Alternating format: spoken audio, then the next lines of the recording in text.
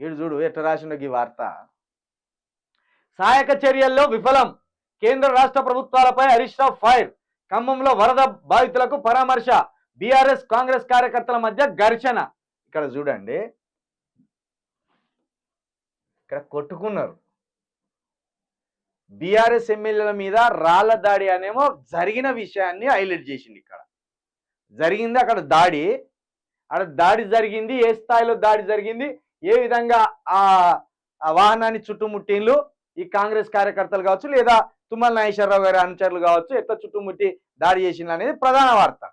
దాన్ని ఎంత సాఫ్ట్గా, ఎంత బాగా రాసింది చూడు. ఇక్కడ ఇంకా సిగ్గు లేకుండా ఇక్కడ వాహనం మీద రౌతెత్తేసినట్టున్నారు. ఈ రౌతెత్తెత్తే ఈ వాహనం మీద ఉన్న గ్లాస్ మొత్తం ధ్వంసమైంది. ఇక్కడ ఎమ్మెల్యే స్టిక్కర్ కనబడుతుంది. ఈ ధ్వంసమైన కారు కనబడతా అంటే కూడా హెడ్డింగ్ ఏం పెట్టిండు, సహాయక చర్యల్లో విఫలం అని పెట్టిండు. అంటే చూడు ఎంత డైవర్ట్ చేసే వార్త చూడు దాన్ని. ఇక్కడ ఏం రాయాలి, హరీష్ రావు కారు మీద దాడి, ఇది కదా హెడ్డింగ్.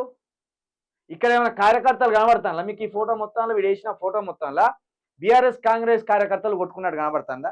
వీడు ఫోటో ఏమేసిండు, కారు పెట్టి కారు మీద దాడి జరిగింది కనబడుతుంది. ఇక్కడ రాయో పెడ్డో లేకపోతే పెద్ద కర్రనో తీసుకొచ్చి కొడితే మొత్తం ఇక్కడ చీరికలుగా బలిగినట్టు కనబడుతుంది.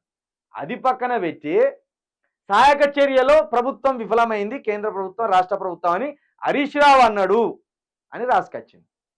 హరీష్ రావు మీద దాడి జరిగితే అది రాయకుండా హరీష్ రావు చెప్పింది రాసింది వాడు.